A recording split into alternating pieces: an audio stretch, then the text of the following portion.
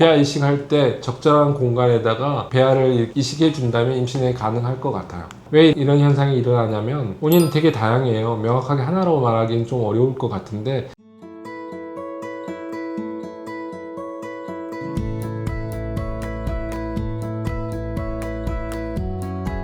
안녕하세요. 난임 전문의 이경훈입니다. 오늘은 아주 흔하게 알려져 있지 않는 주제에 대해서 말씀드리려고 해요. 바로 애기자궁인데요. 다들 애기자궁이 뭐지 하고 생각할 것 같아요. 쉽게 말하면 자궁이 작은 걸 이야기하는 거 있는 거죠. 진료실에서 보면 난임 여성분들의 자궁이 작은 것 같다라는 느낌이 들기도 하고, 자기 자궁이 작다라고 생각하고 저희한테 오시는 분들이 있으세요. 그래서 자궁이 작은데 임신에 문제가 되지 않는지 걱정이 되신 분들이 종종 있더라고요. 그래서 오늘은 아기 자궁이 정확하게 무엇이고 어떤 상태인지, 어떤 의미를 말하는 건지, 혹시 임신에 영향을 주는 건 아닌 건지, 실험과에 영향을 주지는 않는 건지, 그런 경우에 치료 방법은 어떤 건지 한번 말씀드리려고 합니다. 혹시 자궁 크기와 관련돼서 걱정이 있으신 분이라면 오늘 영상이 도움이 될 것 같습니다.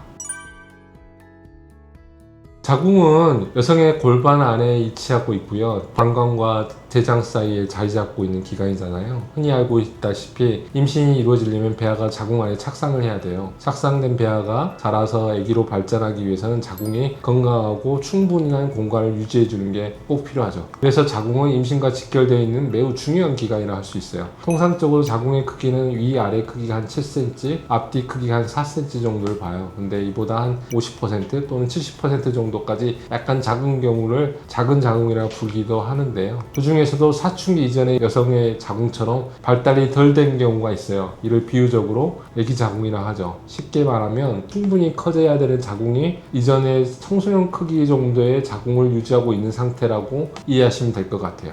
하지만 자궁이 작다고 해서 모두 같은 상태는 아니에요. 크게 두 가지로 나눌 수가 있는데요. 첫 번째가 아주 발달이 안 된 미발달 자궁이에요. 이 경우는 사춘기 이전의 자궁과 유사해서 자궁 몸통보다 입구 부분, 즉 자궁 경부가 상대적으로 길게 보이는 경우를 말해요. 두 번째로는 발달은 잘 됐는데 크기만 작은 경우예요. 이 경우는 비율이 2대1로 정상 여성과 비슷하게 나타나지만 전체적으로 사이즈가 작은 경우를 말하는 거죠. 왜 이런 현상이 일어나냐면 원인은 되게 다양해요. 명확하게 하나로 말하기는 좀 어려울 것 같은데, 사춘기 시절에 여성 호르몬이 제대로 분비되지 않아서 자궁 발달이 지연된 경우가 많은 것 같아요. 물론 염색체 이상이나 호르몬 수용체에 문제가 있을 때도 자궁이 정상적으로 발달되기가 어려워요. 아주 드물게 사춘기 시절에 고프롤락틴 혈증에 노출이 된 경우에 유주 호르몬 수치가 높아져서 자궁 길이가 좀 작아진 경우도 있기도 하고요. 동시에 거식증 같은 식이 장애가 있거나 빈혈, 결핵과 같은 질환이 있는 경우에도 아기 자궁으로 이어질 가능성이 있다고 알려져 있어요.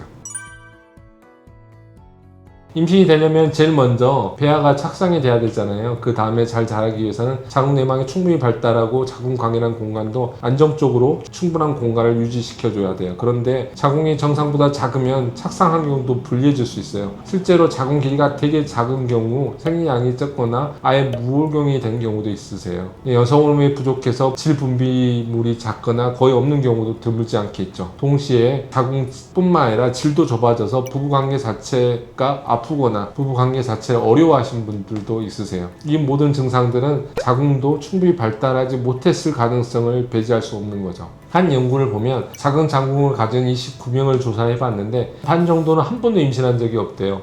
반 정도 임신이 되긴 했는데 초기에 유산이 되거나 조산으로 이루어진 가능성이 높았다라는 그런 연구도 있으니까 자궁이 작을수록 난임이나 만복의 유산의 가능성이 있는 것도 사실인 것 같아요.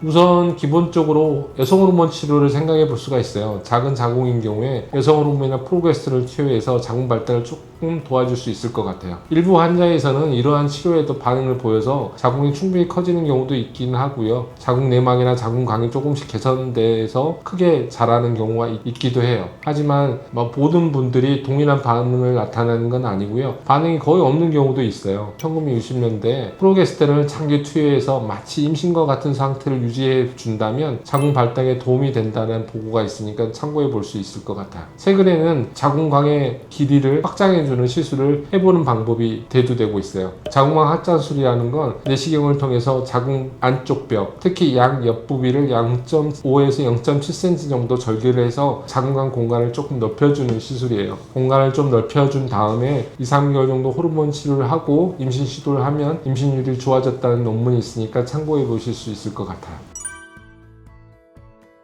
결론부터 말씀드리면 가능해요. 일반적인 경우보다 성공률은 약간 낮을 수는 있긴 하겠지만 실험관 시술이라는 게 난자와 정자를 체외에서 수정시킨 뒤에 배아를 자궁 안에 이식시키는 과정이잖아요. 자궁강이 너무 작거나 자궁강 내에 공간이 충분하지 않으면 착상이 이루어지지 않을 수도 있긴 하겠지만 배아 이식할 때 적절한 공간에다가 배아를 이식해 준다면 임신이 가능할 것 같아요. 임신이 되더라도 임신을 유지할 만큼 충분한 환경을 자궁이 보장하지 못할 가능성이 있기 때문에 유산이나 조산으로 갈 가능성이 높은 게 오히려 더 걱정이에요. 특히 미배알달 자궁처럼 자궁강 자체가 아주 좁고 내막 발달이 부정한 경우에는 착상 및 착상된 배아의 유지 환경이 불리할 수 있거든요. 반대로 발달이 정상적으로 되었다 하지만 크기만 작은 경우는 오히려 임신율이 되게 높아질 수 있어요. 그런 경우는 크게 걱정하지 않고 실험관 시술을 하거나 자연 임신 시도를 해보는 것도 도움이 될 것 같아요. 실제 임상에서는 IVF를 바로 진행하기보다는 호르몬 치료나 자궁관 활장술을 통해서 자궁 환경을 먼저 개선한 다음에 임신 시도를 하고 그 다음에 실험관 시술을 해보는 게 도움이 될 것 같아요. 이러면 착상률과 임신의 유지율이 조금 더 높아지는 데 도움이 될 것 같아요. 오늘은 이렇게 애기 자궁이라고 불리는 작은 자궁에 대해서 이야기해보는 시간을 가졌는데요. 제가 위험성이 좀 높다라고 말씀드리긴 했지만 조기 진단, 맞춤 진료 그리고 이에 맞는 시술을 진행한다면 임신 가능성을 충분히 높일 수 있어요. 그러니까 너무 염려하지 마시고 전문의와 충분한 상담을 통해서 나에게 맞는 방법을 찾아가시면 될 것 같아요. 건강한 임신과 출산을 응원하며 오늘은 이만 인사드릴게요. 오늘도 함께 해주셔서 감사합니다. 그럼 다음 영상에서 봬요. 안녕.